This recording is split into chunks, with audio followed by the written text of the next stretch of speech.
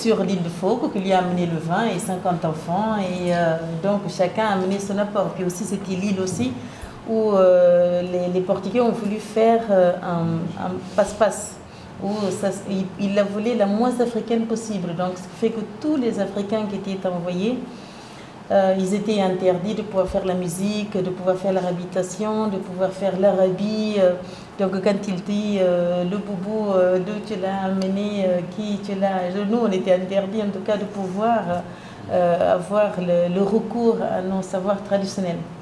Ce qui fait que le Cap-Vert, entre tous ces interdits, et les nobles qu'on nous a envoyés, même les prostituées, pour ne pas que les colons puissent s'adonner aux femmes noires et faire des métisses, parce qu'on disait que si vous faites des métisses, ces métisses, vous êtes en train de creuser votre tombe avec votre phallus, du fait qu'ils ne vont ni obéir, ni aux blancs, ni aux noirs. Donc ils ont envoyé aussi beaucoup de prostituées du Portugal pour pouvoir en venir aux besoins sexuels des colonisateurs. Donc ce fait qu'elles se sont aussi mélangées quelques mois après à la population. Les prêtres aussi qu'on nous a envoyés, c'était des prêtres qui aimaient les femmes.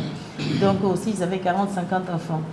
Et les Juifs aussi envoyaient leurs enfants. Il y avait des grandes familles juives du fait qu'ils étaient poursuivis en Europe. Donc jusqu'à maintenant, on a le témoignage de notre population qui a gardé leur nom et puis aussi des tombes juives et puis avec synagogue.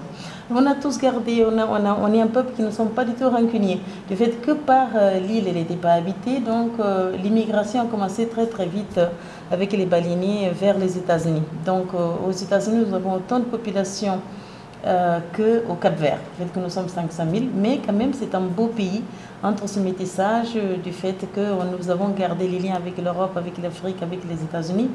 Et notre immigration nous a amené cette accommodation où moi j'ai trouvé la phrase de dire nous sommes des produits importés, nous continuons de tout importer. Vraiment, nous importons tout.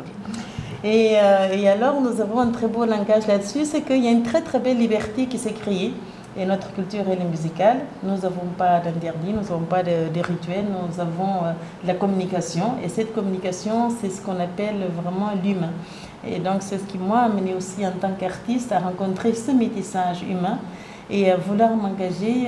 Je m'étais dit, donc, à l'âge de 9 ans, je vous ai déjà raconté mon histoire, je la raconte moi parmi artistes ici, que moi je me marierai et qu'à 30 ans je divorcerai pour me donner pour la fin de ma vie à la culture de mon pays, à faire un pont entre l'Europe et l'Afrique pour montrer qu'entre les êtres humains il n'y a pas de couleur, il n'y a pas de frontières, il n'y a pas de papier.